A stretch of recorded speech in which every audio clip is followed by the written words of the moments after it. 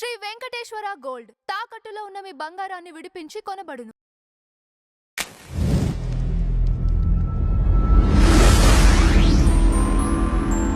ఒక్కొక్క యుగానికి ఒక్కొక్క దేవుడు అన్నట్లుగా అంటే చెప్పారు ఉన్నది ఒకే మనకి. పరమాత్మ అమ్మ. ఓకే. ఉన్నది ఒకే ఒక పరమాత్మ. మరి ఇప్పుడు ఇందులో ఏంటంటే కలి కలియుగానికి కలి అధిపత కలి లేకపోతే మనం అధిపతి అన్నమాట. ఆయన్ని ఎలా కలి అధిపతి చూడాలి? ఒక అంటే నెగటివ్స్ అయినా అతను లేదు, గుడ్స్ అయినా. అతను కూడాను ఇప్పుడు నేనున్నానమ్మా, నా శరీరం నాది, నా శరీరం నేనున్నాను, నా శరీరంలో హార్ట్ ఉంది, దీని యొక్క కణజాలం ఒక రకం ఉంటుంది, కిడ్నీస్ ఉన్నాయి, అదొక పని చేస్తుంది, దాని కణజాలం వేరే, అలానే లివర్ ఉంది, లంగ్స్ ఉన్నాయి, ఇలా రకరకాలు ఉన్నాయి, కన్ను మెదడు ఇవన్నీ ఉన్నాయి, వీటన్నిటి కణజాలాలు వేరు వేరే.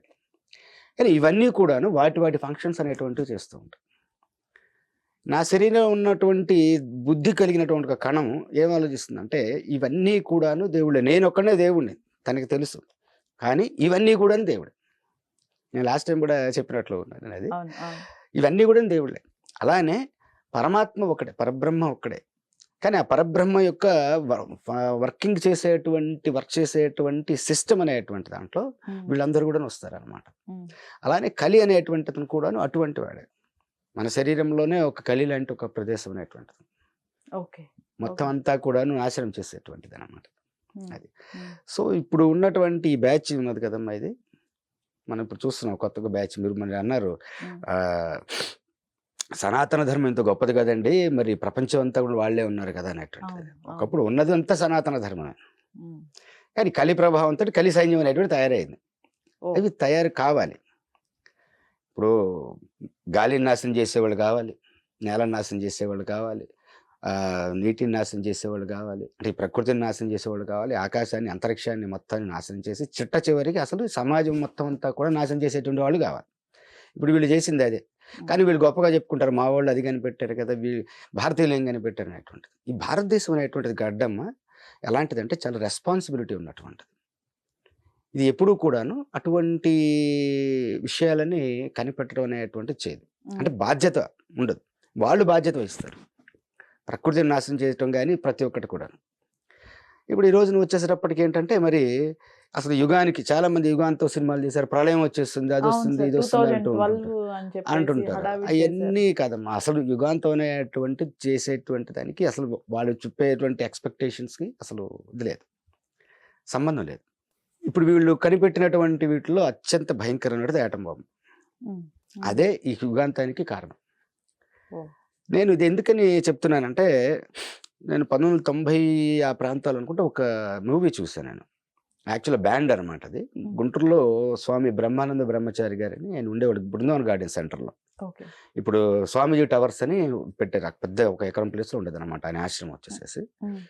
ఆయనకి ఒక అతను చెప్పారు, స్వామీజీ ఈయన ప్రెడిక్ట్ చేస్తుంటాడు, జ్యోతిష్యం కూడా చెప్తుంటాడు. ఆయనకు వచ్చి స్వామి ఇదేదో క్యాసెట్ ఒకటి ఉంది, అది తీసుకొచ్చాను దుబాయ్ నుంచి, అసలు ఎక్కడ తీసుకొచ్చాడు, దాన్ని బ్యాన్ చేశారు దాన్ని, అసలు అది ఎంతవరకు నిజం అవుతుందో మీరు ఒకసారి చూసి చెప్పండి అని చెప్పేసి ఆయన తీసుకెళ్తుంటే ఆయనకి నేను బాగా ప్రీశిష్యుడు అనమాట. బాబు నువ్వు కూడా రా అన్నాడు. వెళ్ళాము, చూసాము మూవీ. ఆ మూవీలో ఏంటంటే ఇలాగ జాన్ కెనడీ అనేటువంటి అతను వస్తాడు, ప్రెసిడెంట్ అవుతాడు, అతన్ని ఈ విధంగా బిల్డింగ్ నుంచి షూట్ చేసి చంపేస్తారు. తర్వాత ఇలాగా చెప్పులు కుట్టుకునేటువంటి అతను ప్రెసిడెంట్ అవుతాడు, అబ్రహాం లింకన్ అని అలా చెప్పుకుంటూ ఏంటంటే ఒక 2 పెద్ద టవర్స్ని వచ్చేసేసి ఒక విమానం వచ్చి గుద్దేస్తుంది, చాలామంది చనిపోతారు. కానీ ఆ తర్వాత కొన్ని సంవత్సరాలకి వచ్చేసేసి ఈ Muslim countries and Christian countries అనేటువంటి రెండింటి మధ్య భయంకరమైన యుద్ధం జరుగుతుంది.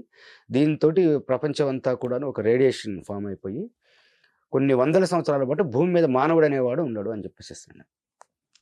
తర్వాత కొన్ని 500 సంవత్సరాల తర్వాత జంబూ ద్వీపము హిమాలయ ప్రాంతం నుంచి మళ్ళీ కొత్తగా నాగరికత స్టార్ట్ అవుతుంది అని చెప్పాడు. అది నాస్ట్రోడామస్ అనేటువంటి అతను the man who saw the future అని చెప్పేసి ఉంటుంది అది.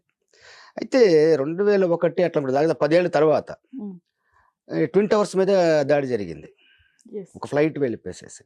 అయితే ఆ మూవీలో ఒక అతను చూపించారు, ఈ దాడి చేయడానికి ఒక అతను కారణం అని చెప్పేస్తాడు, ద మ్యాన్ ఆఫ్ టెర్రర్ అని. తల మీద ఒక పాగా ఉంటుంది, గడ్డం ఉంటుంది, సన్నగా పొడుగ్గా ఉంటాడు. ఈ బిన్ లాడెన్ చూడగానే ఆశ్చర్యపోయాను, అసలు ఆ రోజు అంత ఎగ్జాక్ట్గా మనుషులలో చూపించారు బాబు అని చెప్పేసి. నేను అప్పుడు చూసాను మూవీ అది. యాక్చువల్గా అతను అప్పుడు కాపీ అడిగితే కాపీ తీసుకుంటాను ఇవ్వండి అంటే అప్పుడు వీసీపీ వీసీఆర్లు అనమాట అన్నీ కూడాను. అడిగితే లేదండి ఇది బ్యాన్ చేసిన సినిమా కేసు అయింది ఇవ్వకూడదు నేనేదో దొంగతనంగా పట్టుకొచ్చానని చెప్పేసి అన్నాడు.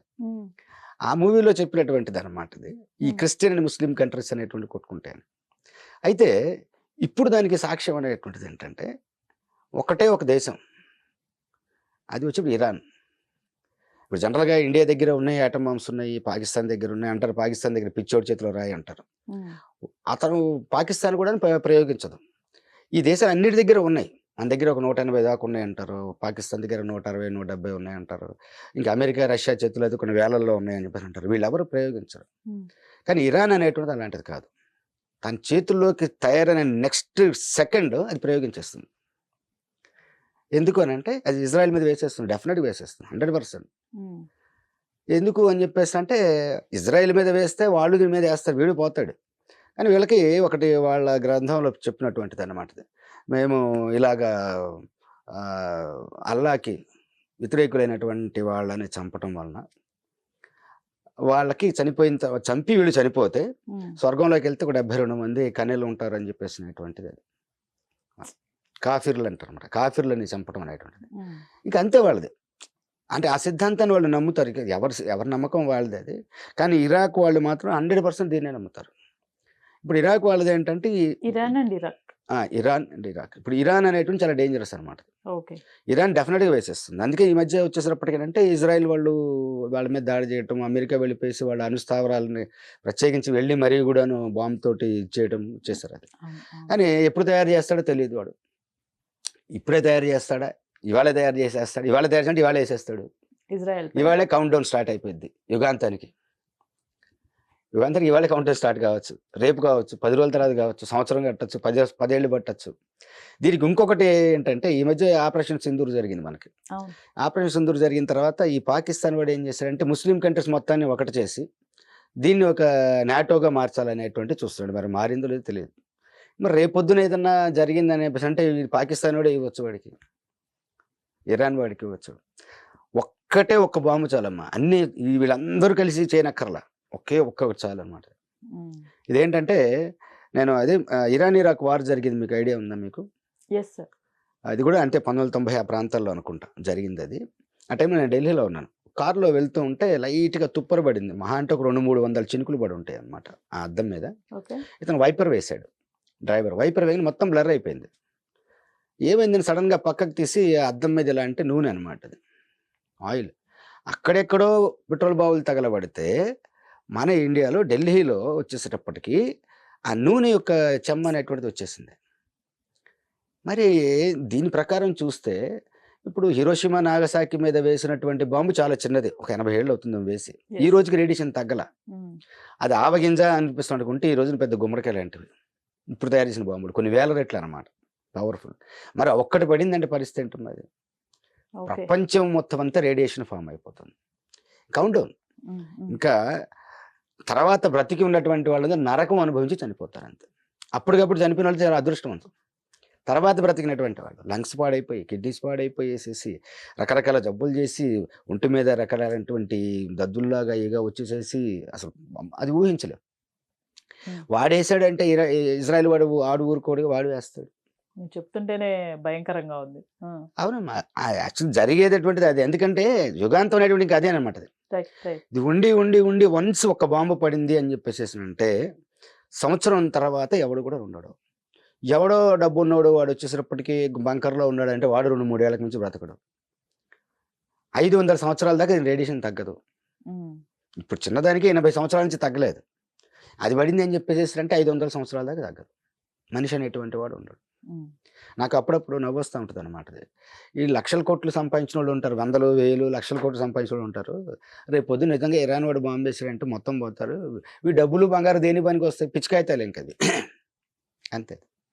అయితే ఏంటంటే ఇది జరగాలి, ఇది ఒక సైకిల్, కంపల్సరీ జరగాలి. ఇప్పటికి ఎన్నోసార్లు జరిగినాయి. ప్రతి కలియుగంలో కూడా వీళ్ళు వస్తారు అంటారు. ఇప్పుడు విన్నారు, మా వాళ్ళు గొప్ప వాళ్ళు, మా ఏ కనిపెట్టారు. నిజమే, వాళ్ళు కనిపెడతారు. దేనికంటే వినాశనానికి కనిపెడతారు వాళ్ళు. చూడండి, భారతదేశంలో అలా కనిపెట్టేటువంటి ఆలోచన రాదు. దానికి సైంటిఫిక్ రీజన్ ఉంది. మన భారతీయులు ఇప్పటిదాకా ఇలాంటివన్నీ ఎందుకు కనిపెట్టలేదని చెప్పేసి అంటే కనిపెట్టలేరు. Even Oppenheimer atom bomb కనిపెట్టాడు. అతను ఇండియాలో పుట్టుంటే ఎప్పుడు కూడా ఆటం బాంబ్ తయారు చేసేవాడు కాదు ఇప్పటికీ కూడాను. అలానే ఆల్ఫ్రెడ్ నోబెల్ డైనమైట్ కనిపెట్టాడు, చాలా బాధపడ్డాడు. అదే ఇండియాలో పుట్టినట్టు ఎప్పుడు కనిపెట్టుండేవాడు కాదు. Einstein is equal to MC square అని చెప్పాడు. అతను ఇండియాలో పుట్టుంటే ఎప్పుడు చెప్పుండేవాడు కాదు. ఎందుకంటే ఈ భూమి మీద పుట్టిన వాళ్ళకి ఆలోచన రాదు. రాకుండా ఉండేటువంటి మంత్రబలం అనేటువంటిది భారతదేశంలో. ఓకే. అయితే దానికి తర్వాత ఎప్పుడైనా చెప్తాను దానికి రీజన్ ఏంటనేటువంటిది. ఉమ్. అయితే ఏమంటే ఇప్పుడు ఈ భూమి మీద ఉండేటువంటి వాళ్ళు, భూమి మీద మనిషి అనేటువంటి వాడు ఉండడు Right. ఒక 500 సంవత్సరాల వరకు కూడా ఉండడు. కానీ మళ్ళీ ఇక్కడ నుంచి స్టార్ట్ అవుతుంది. ఓకే. మళ్ళీ మీరు అడగచ్చు మనిషి అనేవాళ్ళు అడిగేది మళ్ళీ మనుషులు ఎట్లా వస్తారనేటువంటిది. ఉమ్. నేను ఇందాక చెప్పాను స్పేర్ గింజలు దాచిపెడతారు. రైతు స్పేర్గా గింజలు దాచిపెడతారు. ఉమ్. ఆ స్పేర్గా గింజలు దాచిపెట్టేటువంటి వాళ్ళే మన హిమాలయాల్లో ఉండేటువంటి ఋషి పత్నులు. వీళ్ళు ఓకే. వీళ్ళు కొన్ని వందలు వేల సంవత్సరాల పాటు బ్రతుకుతారు.